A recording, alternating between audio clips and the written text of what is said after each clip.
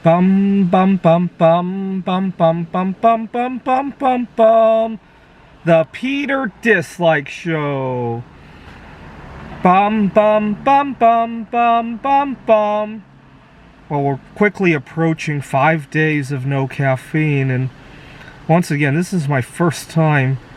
Actually, if I push through tonight, it will be my first time in 30 years that I've gone 5 days without caffeine. The only time I really went this long was I was 14 years old. I was locked up in a juvenile detention center, but I'm about to break even that record if I push through tonight.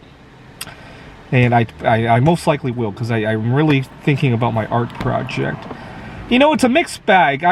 It has its own ups and downs. The one thing that I was really concerned about, and fortunately that has passed, was when I first started, I was like, oh my god, how am I going to drive these next couple of days? Because I got work to do.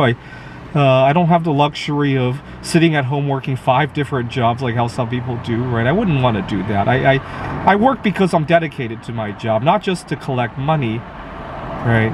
And that was my main concern. And I made a number of silly mistakes. So, for example, I was ordering some pewter metal for a different project. I was comparing prices across different platforms, and I miscalculated, and I bought the more expensive pewter. Whoops, I guess. I mean, I got important art projects to do. I can't be worrying about those little details, right? But it made me, the big benefit is that I have a lot more mental clarity, and it's making me see the big picture so much more. So, I want to talk about 3 things that I really, Peter, dislike about our culture. So, one thing I really, Peter, dislike about our culture is that we have to waste a lot of time in a relationship to get to know the important details. So, for example, let me give an example. Right now, there's a girl that I'm interested in. She's interested in me, but in an ideal world, I wish I could ask a couple of screening questions, especially on her views on having children, her views on settling down in one city and all that. And get that out of the way, right? If the answer's not right, at least we won't have to waste any more time, right? And unfortunately, we live in a culture where that's just not very acceptable to ask. In another culture, I don't think it would be so hard. You know, I've traveled to Taiwan.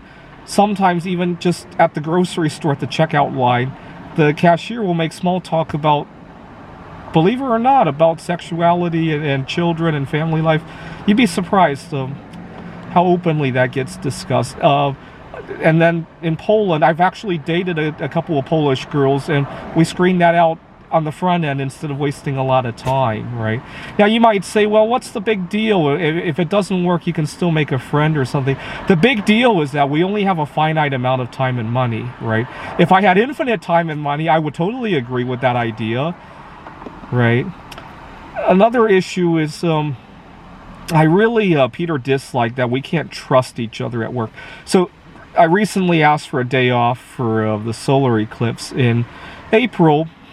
I got the day off, but I followed it up with an email because at my previous job, I had a boss who conveniently forgot, or schedules that decided something else was more important, whatever the situation is. Now, I don't have a problem with documenting. It was a good lesson that maybe I should document.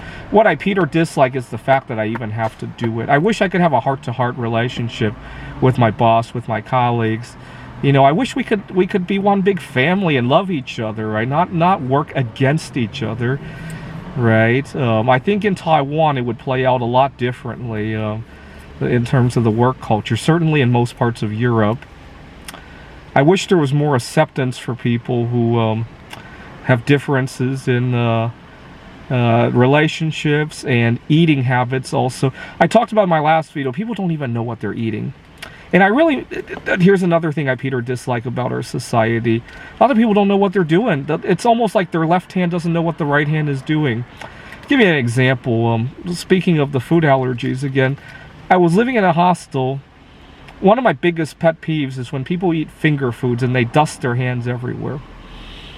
Now, I was at the hostel and I witnessed this guy. He had the goods. He was munching on chips or something.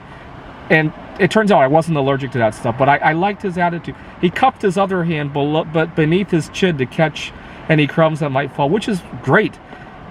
I was talking to him, and I was, in my back of my mind, I'm applauding. I wish more people would behave like you. I didn't say it out loud.